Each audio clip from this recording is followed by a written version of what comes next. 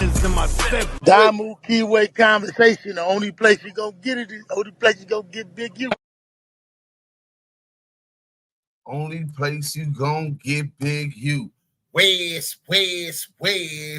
Welcome to the Damu Kiwe conversation. Home of the West Coast. The voice of the coach. It's Duse M, the Damu. We right back at it like crack at it, man. Big U informant, CW1 exposed by Rap News Street Politics. Boy, them boys is good. Bro, you gotta believe me, Alex Alonzo, we was in there. Alex didn't get to, he be so busy, he didn't get to really dig deep into it. But the biggest clue was that CW1 was pardoned by Joe Biden in the Central District of California. That means federal court in Los Angeles. Bang that one. We got the content. And we're going to get right into it as soon as we get enough people in here. So, confidential witness number one. B-Team. We got to take and hold this L on this one, B-Team. B-Team. Love from Hunters. Mike B. Hey, Mike B, listen, bro. I knew you was going to know everybody they talking about. So at least the homies know, yeah, whack paperwork is sealed, bro. You know what I'm saying? I think Reggie Wright Jr.'s wife helped him get it sealed. That's how I believe he's able to carry a burner. That's how I believe he's able to work in the capacity as a deputized federal agent. Mike B say that's brazy. I know everybody they showed, man. You know, I was working on this, bro. I had their name, 3 homies. So this is where you got to be careful, Mike B. 3 homies from Hunters got pardoned by Joe Biden at the same time, right? Blood is one of them. T-Bone is one of them.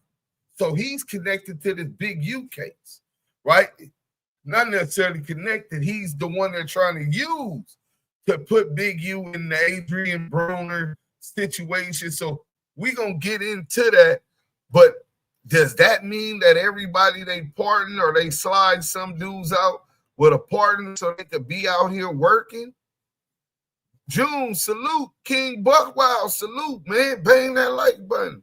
That's Brady. CS2 been snitching right in y'all face for years. Ah, man, we already know he been snitching in our face. We've been exposing it for the last 3 years, bro. Now, he ain't in our face. He in my face. It's going to be at the minimum a fade. At the bare minimum. Blood got to run that. You know what I'm saying? Then I don't care what nobody else do with it. I'm just talking about my personal issue with blood. You know what I'm saying? But look, let it wait no more. We finna get straight to it. Rap News Street Politics, bro. We did the process of elimination. Listen what I'm telling you. Me and Alex Alonzo, he gives me the play, and I got so much else going on. But man, I spent like 2 nights trying to find out which names it was. So if they're not in this, don't have a case in the Central District of California, you scratch them off. You know what I'm saying? And I called the homie TD. I called Critter. I'm like, blood, do y'all know any homies Big U fuck with from Bounty Hunters? And I said the names, and they didn't know none of these names. So these dudes might not even, Tony Carr might not even know Big U, bro.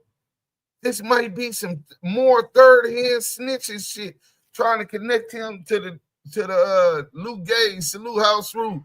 Not surprised, though. You know what I'm saying? House Rub. Yeah, Lil Stress should be held accountable too. Oh yeah, he in the same status as CS2 back. You know what I'm saying? He running from them issues that the homie's been doing, but he had been running, man. You know what I'm saying? That his issues that he got now only made it worse for the niggas he was running from that had wanted to fade, wanted to DP him, wanted to put him off. And listen, when he faced that, he gonna face that. You know what I'm saying? Hey, listen, I'm gonna pray for the brother. You know Let's get to it. Rap News Street Politics is beast mode. Let's go.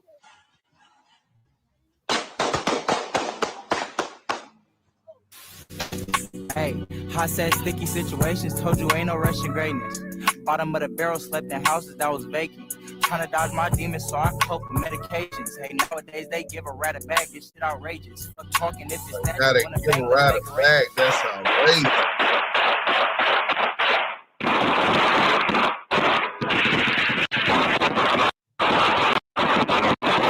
You don't think that the government had any reason West to California suspect that the Crips were dealing in firearms in Compton? Rap News Street Compton, Politics, the best hood channel on YouTube. And we back in the hub of the dub, Compton and Watts, with that Double M Money Murder Gang, the Jack Boys, Eastside PJ Watts Crip. Now we know PJ Watts, the southeast of Watts, borderline to Willowbrook. These dudes are coming out the gutter, and not a lot of light gets shine back here. East of Wilmington, where it's going down at, with PJ Watts, Mona Park, Carver Park, Bounty Hunters, and the Grape Streets. But PJ Watts keeps they crippin' extremely low-key. They following their own rules over here on the east side. But overall, this is a tight-knit community that has seen some violence decline between this year and last year. But you know we got to bring you all as close as possible to the streets. Speaking on PJ Watts, beefing with them neighborhood 9-0 Crips all the way in Westside South Central. We also got to speak on how PJ and the Bounty Hunters be on the 2-on-2, beefing with Carver Park and Mona Park across the 105. And we also got the feds and the snitches in Watts and Compton. And we're going to go ahead and speak on confidential witness number 1 in that Big U indictment coming out of Watts. And we're going to speak on how the feds set up Mona Park in the nastiest entrapment we probably ever going to see in the city, man. Now, the key thing is, before it calmed down, it was extremely hot between all these hoods over the last few years. And PJs, we know they main enemies being the Monas and the Grape Streets.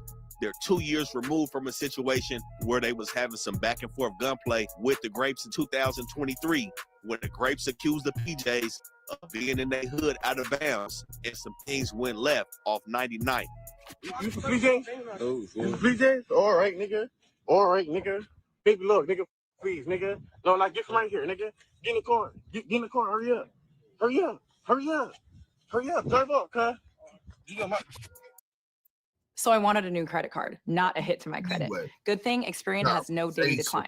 They matched me with but that wasn't the only situation that really jumped it off between them and the Grapes in 2023. We seen over here April of that year, Myron Williams killed on 114th and Corrosis in the PJs, 24 years old, losing his life in the projects. We know these projects, even though things are on the decline, except for another part of the city, the projects are a spot that you can't get too comfortable in. At any point in time, either one of these projects can go up. Now we know we got the big 3 out here, Nickerson's, Jordan Downs, and Imperial Course. Hacienda Village is also here, but they're not on the capacity scale of these other 3 projects. We know the Jordan Downs, when they done building it up, it's gonna have about 1,500 units in it. The Bounty Hunters got about 1,000 units in their projects. PJ Watts got about 500 units. While Hacienda Village has less than 200 units in their projects. So Myron Williams being killed in April 2023 seemingly was the precursor to everything that jumped off that year. I can't say if Myron was for sure from PJ Watts, but nonetheless, he did lose his life in the projects. But when Dollar Ray got killed 2023, 30-year-old Rayshawn Gordon, this seemingly was the straw that broke the camel's back over here in Watts. So July 16, 2023, Dollar Ray, along with 4 other people, were hit inside Imperial Course in the parking lot. We know all of these projects, these dudes be in the parking lots on 99th in the Jordan Downs, 114th in the PJs, Zamora, 115th in the Bounty Hunters, 114th. All of these spots are known for big congregations. And that seemingly is what happened with Dollar Ray over here on July 16th. So 2 weeks after that, the Grapes alleged the PJs was out of bounds in the Jordan Downs. And I can't say exactly what they were doing, but 19-year-old Kemonte Johnson did lose his life being shot with 3 other people, 2 females and another dude. Now, the news reports say that it was a sporting event they were attending. This is July, the middle of the summer. I can't say exactly what these dudes was doing, but the Grape Street say that these dudes was creeping around looking to get cracking. And a situation ensued where 19-year-old Kimonte lost his life. Now, we seen the Grapes taunting the candle lights, dissing Kimonte, dissing the PJs, and we know this set a situation off where people felt like they couldn't hold a candlelight in the Jordan Downs, that this is somebody from the PJs. And there was a lot of tension going on over here in Wise. Dang, this your Brody. Defense won every time. Hey, first bitch, one miss. Let me spark the weed. Hold on. Hit that. You see me anyway. Spark the weed. Let me spark the weed. I was over here at that time, a little bit after Kimonte was killed. There was a candlelight that wasn't kicked over on 99th and Juniper, but the situation wasn't over with. And the following month, August 28th, on Willowbrook and 110th, we know Grape got a pocket right there between 110th and 112th, where Karan Williams ended up losing his life over here just a month after Dollar Ray and Kimonte.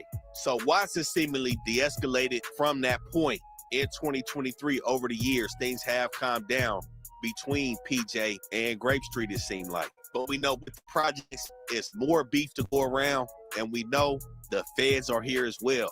But there is a lot of notable figures that's coming out the Imperial Courts, man. A lot of people that may get overlooked, and some people that do got some big names out here. Number 1, Pay Gotti. That's somebody that's really stamping his name in the industry right now.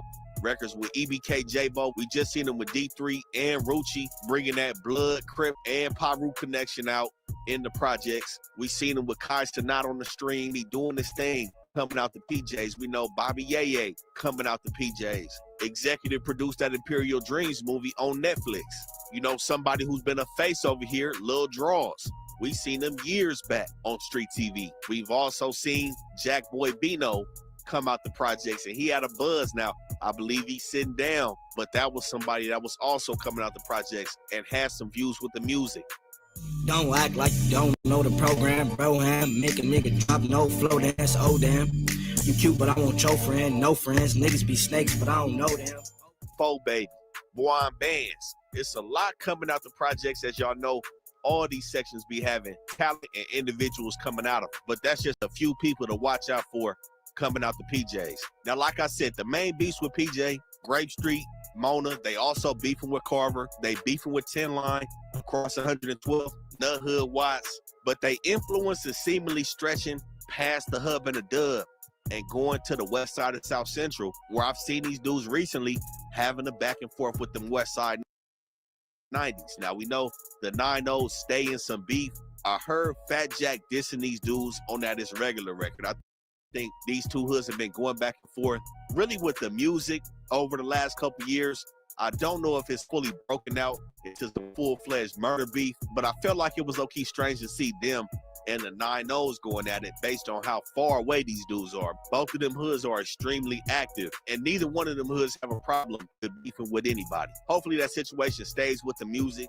I have seen the PJs going over to the 9-0s in their store doing some dissing. Regular shit, you know, but that's not a situation I can truly see going up based on how far playing with your life like that is just regular shit. Regular part of gang. My boy. You know what I mean? Where the nachos at? You hear me though? Front line though. Top of them though. But a situation people really don't be talking about that much is Mona Park Compton Crib and PJ Watts. Now, to break the trajectory down to where PJ Watts is in correlation with Mona, both of their hoods is in between Willowbrook Avenue, and Mona Boulevard. Now, PJ Watts is bigger than Mona. Mona is a smaller hood, but both of these sections have big, deadly, dangerous reputations over here in Compton and Watts. Now, PJ Watts, like I said, is going from 112th to Imperial between Wilmington and Watts Avenue. They got four sides to their hood over here. They got the Bull side, 115th to Corrosis, stretching up to 114th, the biggest side of their hood. 2250, the middle of their hood. Every time you see anything PJ Watts, for the most part, you looking at 2250. They got the island side north of 115th Street between 113 and 114. They got the Peel over there crossing the pink store marks between 113th and 115th. And they got the funny side between Imperial and 115th. But not only do they got project banging, they also got block banging, like all of the projects in Watts, man. They own 112th block banging. And when you come east of Wilmington down to 113th, 114th, and 115th, those are also blocks. And this is what I mean by sometimes a lot of light doesn't get shed on PJ Watts. If you don't know this area, you're not familiar with it. When you go down Wilmington, it doesn't look like projects is over here. They're not as clear cut from the streets like the Bounty Hunters or the Grave Streets. You can see them from the 105, but if you're coming on the streets, you can really end up in a bad position, turning down one of these blocks and end up in the middle of the projects, man. But overall, they do have some terrain over here. Now, Mona Park is just down Willowbrook from these dudes. So Willowbrook turns into Wilmington around 115th, but Mona Park is existing on both sides of Willowbrook between 118th and El Segundo, stretching between Wilmington and Mona Boulevard, and really Alameda once you get past 124th. But over here, they tighten it with the Carver Parks, and they cool with CW124. Big Pocket Hood, 7th Street, which is the hood right in between them and the PJs. 7th Street is not a large hood. Y'all may be familiar with it with Glasses Malone, but that is the section that separates PJ Watts and Mona Park. But the hot blocks over here, 121st, 122nd. And what we seen over here in the Monas, man, the feds played a dirty game on Mona Park Compton Crit. We're going to detail it shortly in this video. But the ATF, the FBI, and the dirty confidential informant set the Monas all the way up over here on the east side of Compton. Entrepreneurs, don't get it understood, dog. Don't just hear that gangster shit. We get the bread too, nigga. But like I said, the feds enjoy this area, man. Yeah, what we see with PJ Watts, if y'all seen that Street TV interview, the last interview Street TV did with PJ Watts, it was a dude named Goldie on that interview.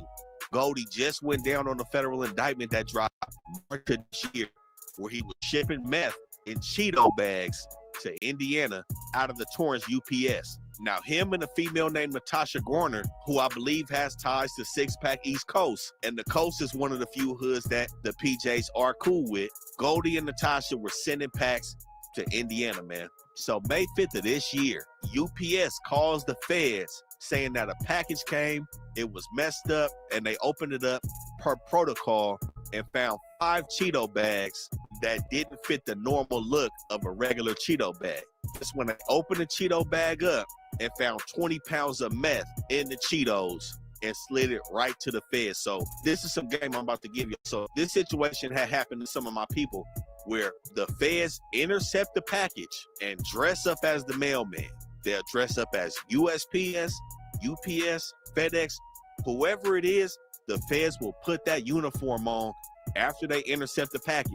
And that's exactly what they did when Natasha and Goldie pulled up to pick the package up. Sometimes life can be a little messy, but with next new Bella Performance Fabric. Now, right before that, another package of Cheetos that came in, totaling 40 pounds of meth wrapped in green plastic bags in these Cheeto bags.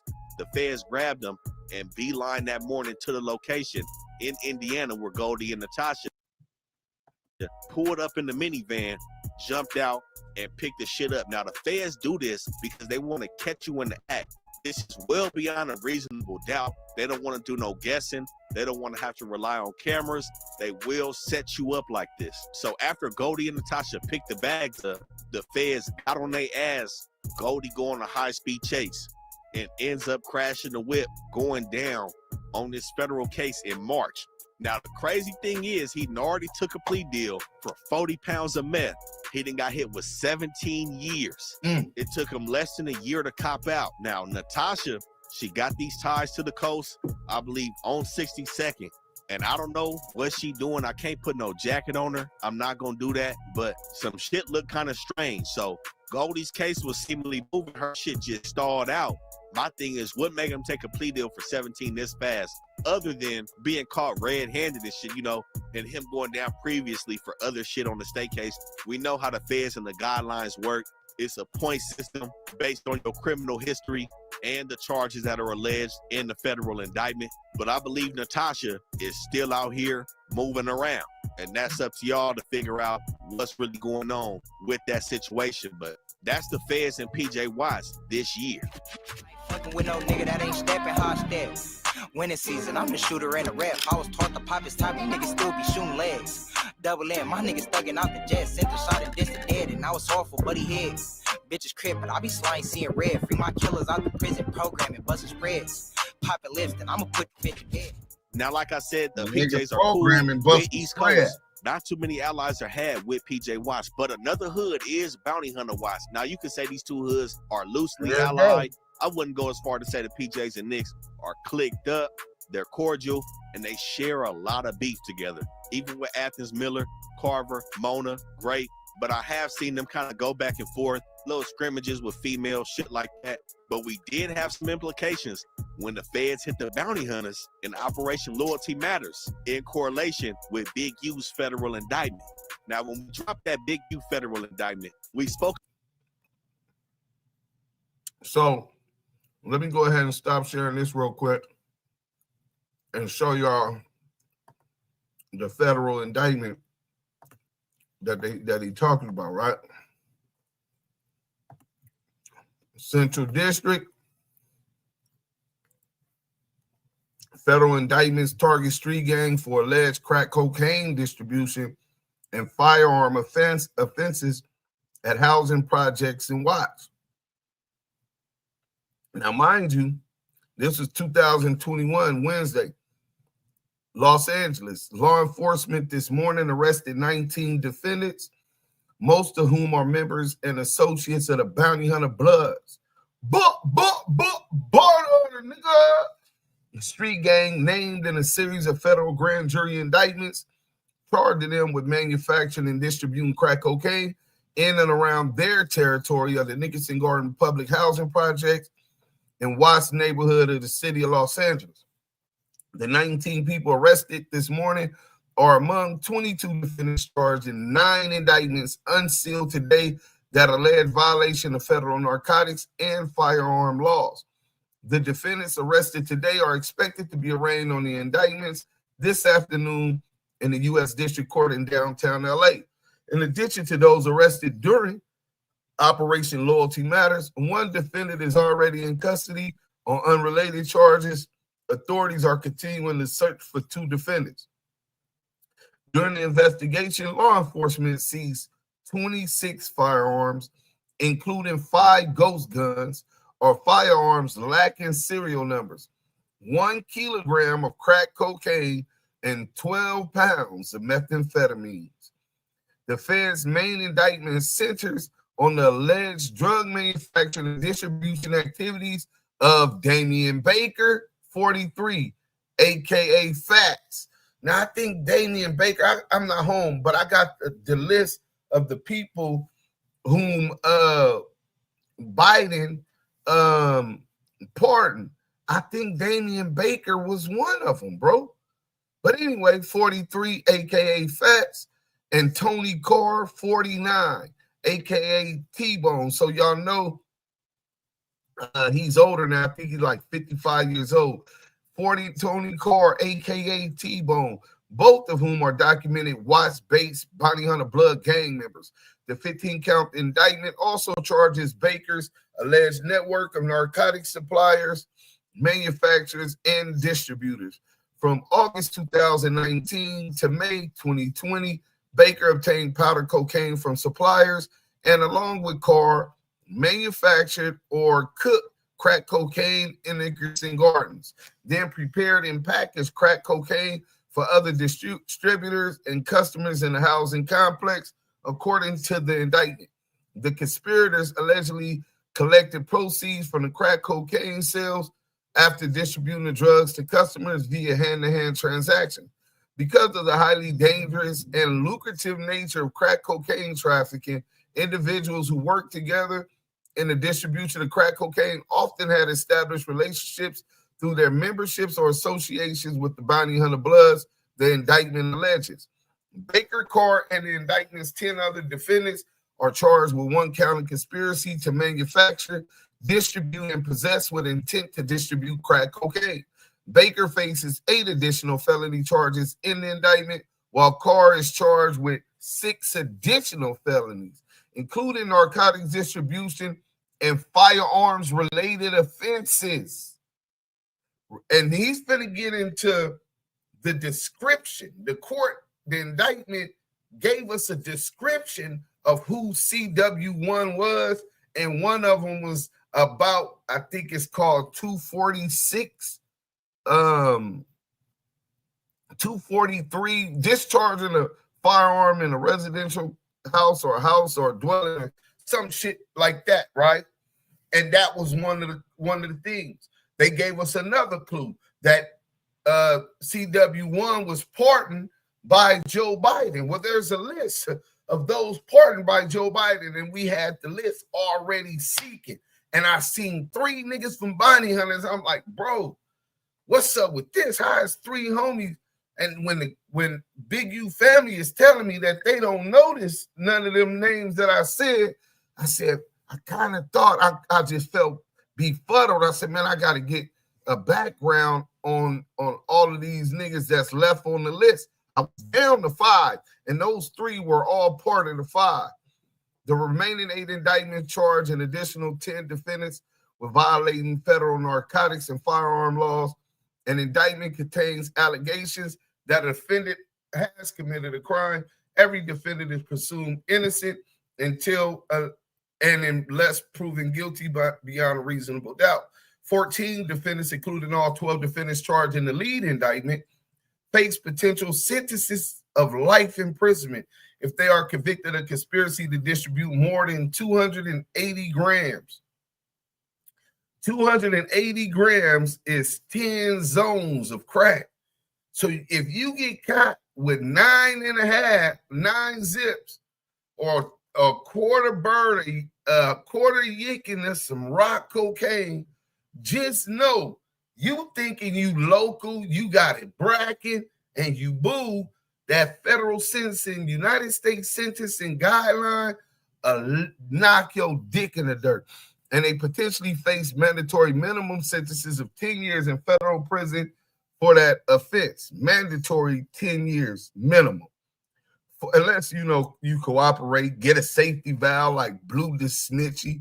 4 additional defendants face mandatory minimum sentences of 5 years in federal prison if convicted of charges of conspiracy to distribute 28 grams. So if you get caught with a zip or more of crack cocaine, you got a 5-year mandatory minimum. And possession of a firearm in furtherance of a drug trafficking, that's the 922G, right? That's saying you're protecting the dope with the pistol. So now that's an automatic mandatory minimum of 5 years. Today's arrests were made by the FBI's Los Angeles Metropolitan Task Force on Violent Gangs. It's always this federal joint task force, which consists of FBI, LAPD, LA County Sheriffs, and CDCR. So they working from the jail. This dude was supposed to been in jail when this shit happened with Adrien Broner. So how is he getting this information that he's supplying them against Big U? Time and tell. We definitely gonna be looking deeper into that. Let's get back to the video, though. I just wanted to make sure that y'all was all aware of which indictment they was talking about and how they got to the point of knowing that this dude Carr,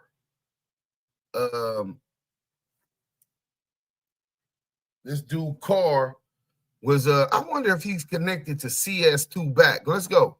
Spoke about a confidential witness, the one that was snitching to the feds about Big U shaking down athletes, shaking down Adrien Broner.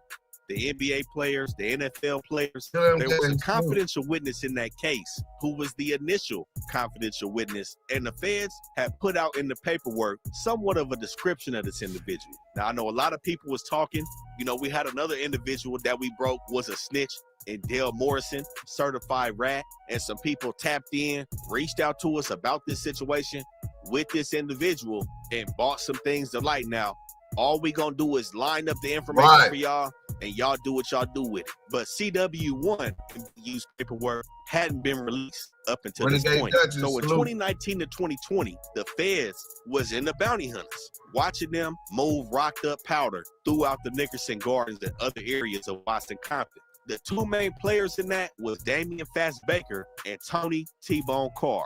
Now, overall, 22 people went down, but it said that Fats and T-Bone was the main ones rocking up powder and distributing the powder through other crackheads in the neighborhood. Now, Fats had made this shit a family affair. He had his stepson and his baby mama in on the operation, everybody from bounty hunters doing they shit. And like every other case, they were serving the confidential informants over here in the Knicks. Now, the feds had Fats and T-Bone phones wired, listening into their conversation. They had T-Bone speaking about spraying guns throughout the Knicks, and the Nickersons were extremely hot at this time with the gunplay, and we're going to get into that as well. But them people end up raiding one of the crackheads' house. Everything goes down. Shit goes left.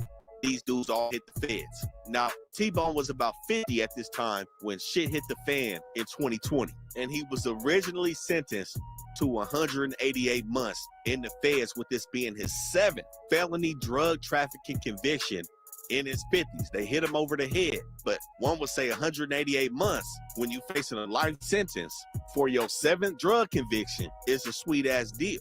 And this is what takes us to that big U indictment. Now, we know a lot of people spoke about the people snitching on there. I heard somebody talking about the 50 gang members just telling like that. Motherfucker just be saying anything. 50 people ain't finna take the stand. It may only be like 3 or 4. But the description that the feds gave of this individual was, number one, about his criminal history. 2003, 2009, violations for the drugs, safety code 113.5. Now, we know that's usually that crack, that health and safety code.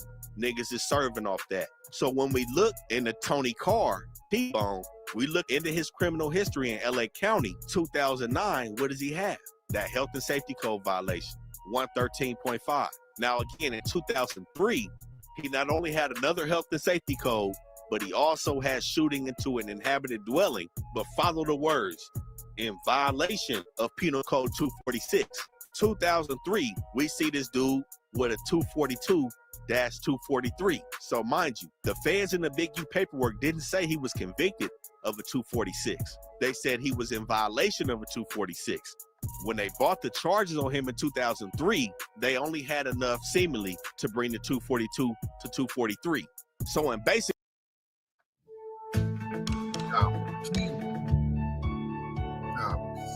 let's get to it.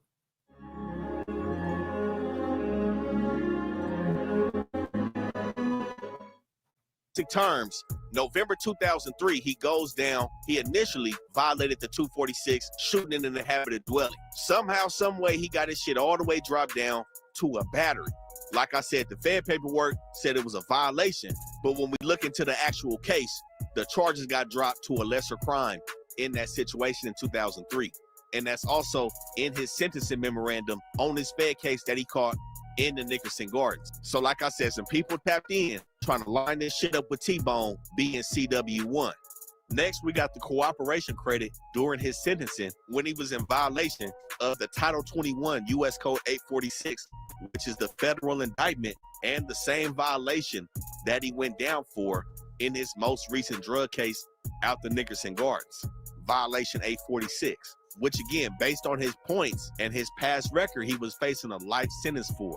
So the feds say he received cooperation credit and got some leniency at his sentencing. And in total, he was facing 7 charges, a part of this indictment. Again, supposed to have an L for this shit with his track history.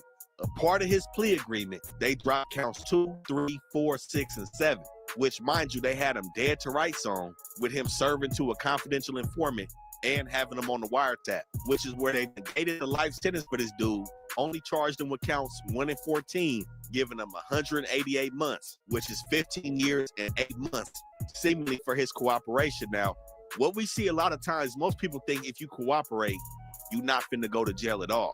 Mind you, when you look in the Big U paperwork, all he did was talk about the Adrien Broner situation and niggas shaking down NBA players in the extortion. He ain't give up no bodies, no murders. He ain't take the stand on nobody. So that's not finna get him all the way clear cut off of a life eligible offense. But it got him all the way down to 15 years when he was facing the L again for 7 felony drug conviction. But the main thing on how we reached this same person being CW1 is the last description that the feds gave of this Joe Biden. This person got pardoned by Joe Biden on his sentence. Everything was commuted and he came home. Now, there's a list of everybody that's gotten pardoned out of the Central District of California for 846 offenses. This shit is basic math. We go through the list, and who do we find that matches the description? Tony T-Bone Carr out of Bounty Hunter Watts, pardoned by Joe Biden, originally sentenced to 15 years and 8 months, level 32, category 5 points. And with the enhancements, it was taking him to a life offense. But he wasn't the only one to get pardoned by Joe Biden in this indictment. Donald Langram, Fats, a bunch of other people got pardoned as well, but they didn't have the same criminal background and history that lined up with CW1 in Big U's case. So y'all do with that what y'all want. But this is what I mean by the feds like this area over here in Watts, man. Them people over here. Ops down there. Hey, right down there. We don't call it Carver Park. We call it Starver Moore. Don't never be at that park. Nigga go pull up right there and smoke a blunt right now. Look, you see the, get the sign. You see it, man? Zoom in on that. Zoom in. Who gonna say that stay hood, but let us hit up on it? Nigga, Bonnie and is right there, my nigga. We got the DKs. What DAs? Nigga, stop playing. Now, like I said, at the same time, this area was extremely active between bounty hunters, PJ Watts, Carver Park, and Mona Park. In January 2021, on 123rd and Compton in the Carvers, LaRon Folings is killed. April 3rd, 2021, 121st and Central, the Carvers. Carl Hampton is killed. And over the next 2 months, there are 6 homicides inside the Nickerson Gardens. And most of them in the same spots. Multiple on 114th and multiple on 115th. Zamora, Success, it went up in the projects. Now at this same time, it seemed like the Carvers and the Bounty Hunters going at it. The PJs and the Monas going at it. It seemed like a 2-on-2 across the 105 freeway. So prior to these situations, we go to May 2nd, 2020 with Gregory Taco Black, Horace PJ Wayne Shakelin, Katrina Hurricane Briggs, and Kenneth Headbuster Braggs coming out of PJ Watts. So the morning of May 2nd, 2020, it was alleged that Taco and PJ Wayne them bent on 119th and Willowbrook, where they found Jason McKinley at his mama house in the Mona Parks and got cracking, jumped out on this dude out of a burgundy Buick and killed him right there that morning, May 2nd. By August 13th, Taco and his crimees go down and everything was looking all bad. So the lead detective on the case ends up putting a recording device, unlawful recording device, in the hallway between Taco, PJ Wayne, and Headbuster cells. Now this recording device, he didn't get it signed off by the judge. And the way it was placed, it could have unlawfully recorded conversations between a defendant and his lawyer, which is breaking the confidentiality law. The police cannot be involved in any communication that anybody has with a lawyer as a defendant. And again, the judge didn't say this dude could record these guys anyways, but he was trying to jump ahead, put the microphone on these dudes in hopes that they talked about the homicide over here in the Mona Parks. And this bit him in the ass when it came time for Taco, at least, to work a deal out with the prosecutors. Now, the prosecutors allege that this situation with the recording device didn't influence them on offering a deal to him, which was 5 years probation, no jail time, sat in jail for a year on a body, got out on probation. They said all they had on him was that he was a lookout for a previous attempted murder in the Jordan Downs where the PJs was trying to get up on the grapes shot at somebody in the Grapes in the same burgundy Buick. They alleged Taco was in the back seat, and that's all the evidence they had on him, dropping a premeditated murder charge with gang allegations and giving this dude 5 years of probation, and he walked free off a year.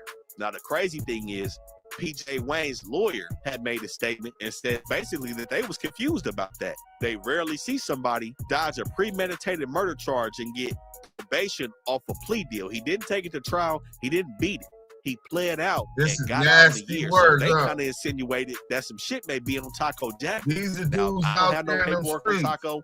I don't know, but it put PJ Wayne them in a certain position because now that Taco's out the way, they looking at PJ Wayne. Now he was involved in some shit where he had shot at his girlfriend off 112 and pointed a gun at her 10-year-old daughter. She called the people on this nigga, and the police hit PJ Wayne with the shells from when you shot at your baby mama crib on 112, matched the shells in the Mona Parks. We see you out there making holiday magic. From unique traditions to cozy celebrations, Lane's has what you need for the season. Stay out them streets with the murderer Jason McKinney. These dudes so is PJ not Wayne real hop on the gangsters. horn, They might put holler in at his work. girl. They might be She violent. changed her stories to the detectives. Her ass go down for accessory for murder.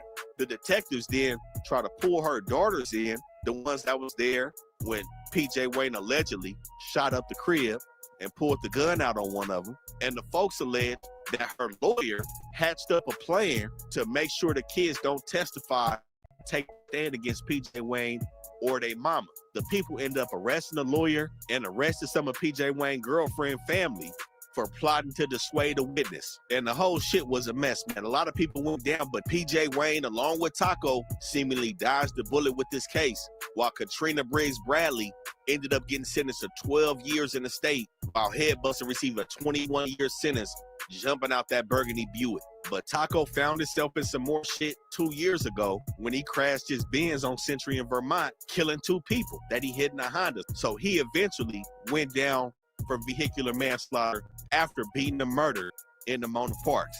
But around this whole time span between 2020 and 2023, between Mona, Carver, PJ Watts, the Bounty Hunters, and the Grapes, there was 40 murders between them hoods alone in they sections. And that's not counting any Southsiders who ain't your hood murders. But the Monas also found themselves in the middle of some shit later that year in 2020, where people allege where they seen 80 shells drop on 121st in broad daylight, October 22nd.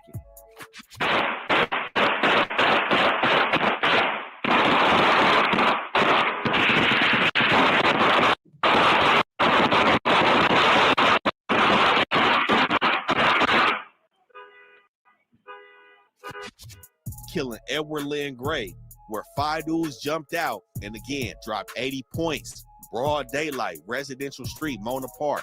Now, just to paint the scene, these ain't apartments in Mona Park. They only got a couple apartment buildings, like the corner of Willowbrook and 122nd. Most of these spots over here are gonna be houses. Just imagine these dudes jump out broad daylight on these small ass streets and drop 80 rounds, which the people allege was a retaliatory shooting for some shit that happened the night before in the Pyrus on 135th and Avalon, where a dude named Richard Kennedy ended up losing his life, seemingly up at that Goldenberg Chicken over here on the west side of Compton. Now we know One Trade 5 is right there, West Side Pyru, and Athens Park is right there. So the people allege that Mona Park slid over to Avalon and 135th, and them niggas slid right back on the Monas the next day. And then they say the Monas slid back a month later in the same spot on 135th and Avalon. Deontay Johnson is killed. And then 2 weeks later, it's up in the Monas again on 123rd and Wilmington. Daryl Moore is killed. Oh, okay. That's the borderline of Carvers and Monas. So when we talk about this decline in the city, which is good, these are the situations that exhausted the shit. But like I said previously, Mona Park got the bad end of the stick when the ATF slid to their hood in 2015. I never understand this pain. I'm still having long talking bread till this day. I swear you left me all alone, this shit don't feel the same. Say homies ain't homies, these niggas steady switching lanes. Or politicking with a rat, that shit ain't never gained. Now, crazy enough, there was an individual over here, and I'm sure people from Mona is listening to this, and shout out my people from Carver Park, shout out my people from Mona Park, y'all know who you is, but y'all remember a dude over there named Duke? Hispanic man living on the west side of Willowbrook Avenue, 122nd and Willowbrook, at one of them apartments over there on the corner. Duke was a confidential informant since 2004. He was working with the LAPD, got his life threatened, I believe by a Sudaño hood, moved his and his family outside of LA. Fast forward to 2015, his family's tired of hiding, tired of not being in the mix. They want to come back to California. He said he looked on Craigslist. The Mona Parks was the only place he can move into, set up shop right there on 122nd and Willowbrook. And this is where he alleged Francisco Hill, aka Freebo, approached him on 122nd when he moved in, banged on him, got acquainted with him, told him 122nd was $1 million dope block. The confidential informant also smoked rock and meth. But this is the point where he befriends people from Mona. He had previously worked for the FBI, the ATF, and the LAPD at this point, and played a dirty game on 6 people from Mona Park. Dudes like Freebo, Bucky, Smoke, Slim, Milkman. Duke moves in and decides to introduce himself to these dudes from Mona and befriends these dudes. Mind you, he's watching these dudes beef it. He's saying there's a lot going on in this neighborhood. We know Mona was beefing with Pocket Hood heavy at this time, beefing with PJ Watts. They had a lot of shit going on. Duke sees this, goes straight to the ATF and tells them, yo, it's a lot of shit going on in this neighborhood I'm living in. I think y'all should take a look at it. The ATF said, sure, why not? They began to lace this dude with Newport cigarettes, Jordans, and jerseys. He goes back to the Mona Parks, passing this shit out to this community that he's befriended. Mind you, the ATF have also began to play a race game over here. Because again, the 124s and the Monas are cool. The black and browns are cool. So now you've implemented a Hispanic man intermingling with a black gang to take these dudes out. This is why people do not trust the police. This is why these communities will never be on the same page. Look at the type of shit they was doing. And then you lace this nigga with Jordans and jerseys and shit and cigarettes. So he start passing these things out to these people and just so happens to bring up, hey, I got a connect that's actually a part of the Armenian mafia who's looking to buy guns. Now, the whole thing about this case was entrapment. None of these individuals that they targeted that ended up going down in this indictment were known to be arms dealers. None of these dudes was known to be dealing guns on the street. They forced these dudes and lured them in by saying that they would pay double or triple the price if they can somehow get them guns and get them in the hands of this snitch dude, and he can supply his Armenian plug with these guns. So these dudes from Mona went out to seek guns from spots like Arizona and Nevada under the guise that they was going to be paid triple what the normal street value would be for these guns. But the thing is, they didn't just take one round of guns and nab these guys. They didn't just go down, or he sold me a gun, arrest them. They waited 16 months and let the Mona supply them with 57 guns to rack up the charges on these dudes. Played a dirty game over here on the east side of Compton and was using Duke to blow the whole Mona Park hood up. It was even a point in time where somebody from Mona was on the run. They called Duke like, hey, go to their hood and figure out where he is. Some dirty games. And what we see in the paperwork, they protected this dude. Usually what we see in every case, when they go to trial, your name is on there. Whoop-de-whoop took the stand. They got no problem putting regular citizens or members' names in the paperwork. But when it came to Duke, they hid his name with all their power. I still don't even know his name. So when everything blew up, the ATF and the FBI tried to stand on the fact this that is how they come, didn't y'all tell be Duke careful to move over there in the Monas because he can wasn't stay working out as of a 'em, CI stay at the out of 'em. time. But as soon as he got there, he jumped on the payroll. And from July 2015 to July 2016, they had gave this dude about 25 racks for every dealing that he had with these dudes from Mona. Now, of course, the feds gonna sit there and tell a lie and not gonna say that they told this dude to go to this specific spot. He eventually took the stand and told the judge and the defense team that this was the only spot that he could get when him and his people moved back to LA. And overall, he ended up taking advantage of the poverty and the greed of these dudes in this neighborhood and the fact that they had a lot of murder beef going on. So when Freebo went down in the room with the detectives, they was talking about how PJ Watts was sliding into the Monas, getting cracking. The feds were paying attention to all of this, and they took advantage of that situation without any of these dudes having priors or having any real crimes that they committed before they put a confidential informant on 122nd and Willowbrook.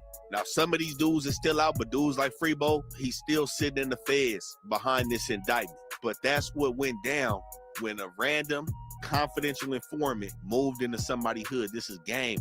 Y'all gotta listen. If y'all out here in these streets playing these games, you can't just be befriending anybody. They might be the feds. People always but say like I Carver said, this was Park around is the Willie time Watts. that Mona and PJ Watts. I ain't gonna argue with them about they hood. It was an extremely active war between Pocket Hood, who's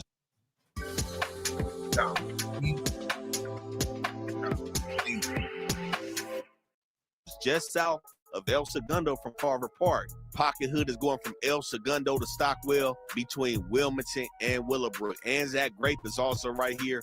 They do function with Pocket Hood, but the main spot, Arambi and 130th in Pocket Hood. Another small hood in Compton, but these small hoods in Compton be having them niggas in it, man. They be having them riders coming out of these hoods, and no different is Pocket Hood. Now, Pocket Hood is aligned with Santana Block, and we had a piece video in Compton that we spoke about. We spoke about the alliances of a lot of these Compton hoods on the west side and the east side. Y'all go check that out.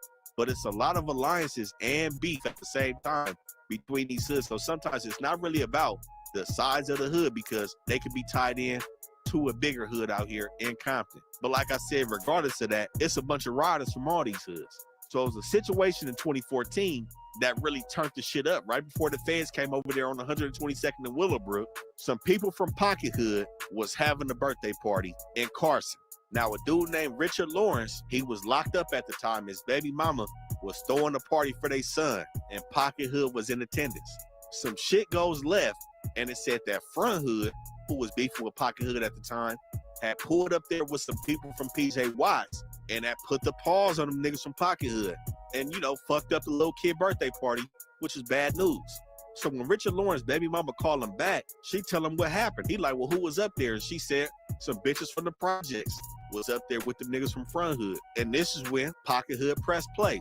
So that was October 18th, 2014. A week later, Christopher Stone, aka Lil Shaq from Pocket, and Dan Young, aka Dice, is sliding through the projects October 26th, 8:30 at night. Like I told y'all, these projects are main spots where people congregate. These parking lots, it be hella people outside sometimes. And this is where Letitia Salazar, Tyrone Jones, and a few other people were hanging out in the PJs. It said that these dudes from Pocket Hood jumped out on them, asked them where they was from. They didn't say nothing. They ended up getting off on them, shooting Salazar in the hand and the ankle, and hitting Tyrone Jones in the face and the hand, with 5 shells recovered at the scene. Now, an hour later, these dudes spent the block back. That shit happened at 8:30, 9:20. Pocket Hood was back in the PJs, looking to get cracking. All because Stone got his face busted at a child's birthday party. It went all the way up. But as usual, it's another congregation in the PJs, man. Some more people was hanging out in the group when these niggas slid up. They said they peeped Samike Grigley hanging out with a few females. Everybody probably smoking and drinking. Again, an hour after somebody else then got shot in the same area. They noticed an Audi Q7 drive by. Now the thing is, Samike Grigley, aka Sway, was from neighborhood East Coast. Like I said, East Coast is cool with PJ Watts. She's over here hanging out with her people. Now, a female named Ashley Bowman said that she recognized Dan Young in the Q7 and he smirked at her, and she seemingly had got spooked and said they should go wait inside her crib while they waited for her brother to come out. They was probably finna spin out somewhere. So they got out the car, finna go in the house. Stone walked up and shot Grigley in the back of the head in the PJs, and also hit Ashley Bowman in the shoulder, but she survived, and Sway lost her life over here in the projects, double shooting an hour apart. Pocket Hood, and 6 more 9mm casings was recovered. And of course, they pieced it together that was fired from the same gun. Now, fast forward to a year later, both of them dudes is still out on the street, 1:30 in the morning on 124th and Wilmington at that Compton Mini Martin Tobacco. A dude named Deshaun Childs is at the liquor store when he runs into Dan Young, man. And Young is tripping. He say he from Pocket Hood, and he tripping on anything Mona, anything Carver. Now over here on 124th and Wilmington, it's by 6 Hood, Mona Park, and Carver Park. And it's by Pocket Hood and Front Hood. It's a lot going on right here. But nonetheless, a young ended up dissing Mona, dissing Carver, and Deshaun Childs is like, wait, I'm from 7th Street. So he's from 7th Street. Wise at that time, even this time, I don't think they ever been in beef with Pocket Hood. And the crazy thing is, 1:30 in the morning, Young had a child with him, like an elementary school kid with him, while he banging on people over here on 124th and Wilmington. Like I said, he was out here tripping. But nonetheless, Deshaun Childs peels up out the store, goes to the corner. Young follows this dude. Childs turns around, sees Young on his heels. Young shoots this man in his forehead, killing him over here in the middle of the night in Compton, man. And this is what I'm talking about, with Pocket Hood going up at the same time the feds is out here beefing it with Mona Park, Carver, and PJ Wise. But overall, like I said, man, things have been on the decline. We got to stress that. We know it's been a lot of beef over the years between a lot of these hoods, and some of these hoods don't get talked about. These are historical sections in the city. Carver Park, Mona Park, the projects, these are hood monuments, man. And, you know, it's always good to see motherfuckers being able to chill and continue thriving in these neighborhoods. But, you know, we got to say rest in peace to everybody that's lost their life in these wars, man.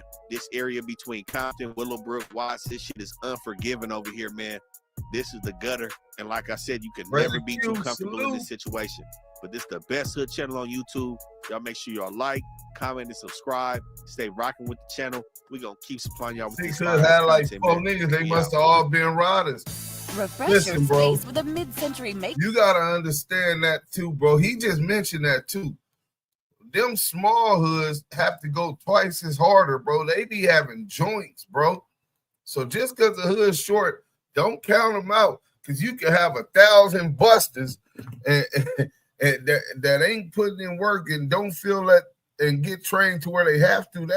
That 4 or 5 niggas you talking about, them niggas might felt obligated to put their hood all the way on the map and go even harder. You see, they a recognized set. I don't think they got there being that short unless them niggas is vicious, bro. I come from a hood. We wasn't that small as them, but we was small, nigga, and we had to go hard, bro. You know what I'm saying? You had to have joints. We just didn't accept anybody either. What it is now, that shit is watered down. But look, let's see what the good people talking about, man. Got bad over there for a minute. Yeah, it was bad over there, man. Then they got the feds over there. Imagine that. We finna get back to the Big U thing, but look, imagine that. Imagine that it's Big Smoke. It's a full-fledged gang war. Pookaroo, salute. It's Big U might have known him, but he didn't know him. Duse, I grew up around the corner from them. It wasn't like that. Well, you might got better insight. You definitely got better insight than me. I ain't for what. So, you know, that was your experience. You know what I'm saying? But okay, let's go to this real quick. You know, let's go to this real quick. So, I found some other paperwork when the dude pled out. The dude, Tony Carr, right? And then his state case, the shooting case, is sealed. I guess he busted his baby mama or something, right? So let's get to this first, right? We're gonna go ahead and get to this first, and then we're gonna cut this one short. I'm not at home and we got somewhere else to be, you know what I'm saying? I think this one is it. Yeah. South LA based gang member pleads guilty, leading to crack cocaine. So Damon Baker Fats of Compton pled guilty. So he pled guilty first, right? But then when you get into it, and I'll read this later because we still gonna continue more to research more what we can learn about Baker's guy who was also helping him cook up the work, T-Bone. And so the other 11 defendants in the indictment either have pled guilty or signed plea agreements in this case and await sentencing.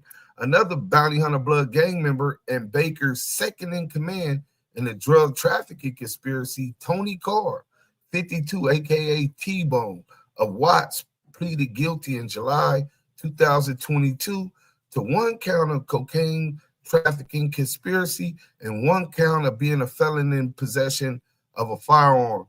Judge Anela Rocha sentenced Carter 188 months in federal prison, and he's out. He was facing life. They give him 188 months in federal prison, and from there he gets sleepy Joe Biden to pardon him and let him all the way out. Fam West TV, salute. You already know what it is. It's going to be a domino effect once we find out the first person. The rest of them will be exposed. Oh, yeah, we always, the internet is undefeated, bro.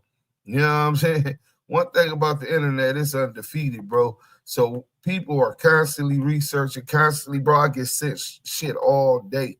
You know what I'm saying? Nasty work, pure evil. Share the live 3 times. Appreciate that, Renegade Duchess. It's the only way that we're going to keep getting it popping. Y'all know I'm looking good. Hold on. Let me get my new jacket. I'm going to show y'all real quick.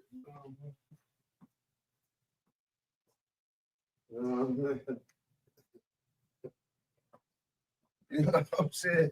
Yeah, you know what I'm saying? We don't count me out like I ain't, you know what I'm saying?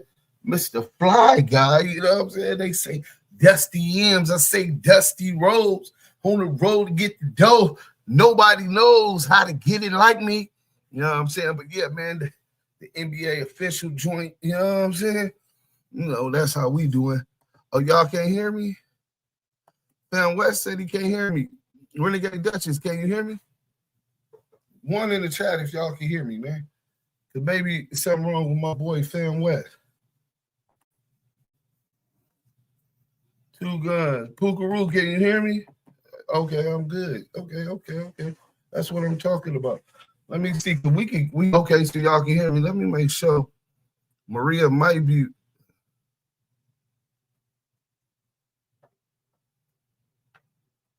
Hold on, I ain't talking about who looking to invest some money. Who's looking to invest some money, man? Securing a utility patent for your app is a crucial step, and it's completely understandable to look for strategies to manage the cost. The good news is that several programs and approaches are designed specifically to assist inventors and small businesses in your situation. The most direct solution is to explore pro bono legal assistance from programs backed by the USPTO. Yeah, who trying to invest into this app? When it's worth $1 billion, don't think you're gonna pay so much for just a share, a percentage of a share of this app. I'm always looking, champ. Hey, 2 guns, you got my number. DM me. Let me know how much you're willing to invest, and I can tell you what I could do. We got to sign a non-disclosure agreement, though. You know what I'm saying? After we sign the non-disclosure agreement, I could tell you this. You see, I'm getting emails and shit right now about the app, man. First ever.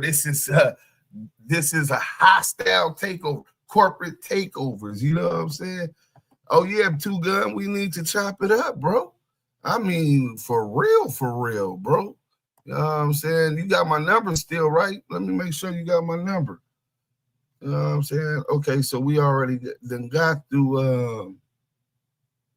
We already got through the hour on IG. So IG shut down. Hey, Mike B, man. Oh yeah, hit me tomorrow. You still got my number? Yeah, just hit me tomorrow, bro. That's perfect. You know what I'm saying? Because I'm gonna know. I speak with the grant people in the morning. I got a grant coming, but that'll let me know exactly where we at. Then Monday morning, I meet with the developers, bro. So they're talking about 7 months it could be done. Let me see. Yeah, hit me. Raider Q. Interesting investment opportunity. I like that. Yeah. See, one thing for sure, I got a dime, Deuce. Hey, it's on Jocko. DM me right now. Hey, it's on Jocko G. DM me right now, and we gonna chop it up tomorrow too. You know what I'm saying? DM me right now so I can send you my cell number, and we gonna chop it up tomorrow too. Hey, listen, I ain't gotta have and eat by myself. You know what I'm saying? I bring my I'm gonna bring a main course meal. I'm gonna bring the turkey, you know what I'm saying, with the dressing. You know what I'm saying? The stuffed turkey with the dressing. You bring your side dish, he bring his side dish, and we gonna enjoy the meal together. You understand what I'm saying? Yeah, for sure, for sure. Hey, oh yeah. Bro, I want to use some of them beats already, so we already gonna talk about that. But bro, trust me, when you hear what's going on tomorrow, you ain't gonna want to release no new music until 7 months when that app is done, because then we gonna release it ourselves and we gonna control our own algorithm. You know what I'm saying? That's what this is about. I'm telling y'all, global takeover. I can't wait till I can tell y'all about what we doing to take back the hip-hop culture from the small hats, the powers that be in the industry. That we're finna make them irrelevant. All of that exploitation of our artists, our intellectual property, you know what I'm saying? Not want to give salt and pepper they masters after 25 years. TLC getting jerked. All of the artists that been getting jerked. We finna do something for y'all humongous, not big, humongous. But anybody else, DM me, only serious inquiries only, because we're at the point right now where we're finna start the development, and we can get security agreements and lawyers to sign them, and go get them notarized, and we could take care of this dirty ass industry and clean that shit up the right way. Salute to everybody, man. Damu Kiwe. Conversation.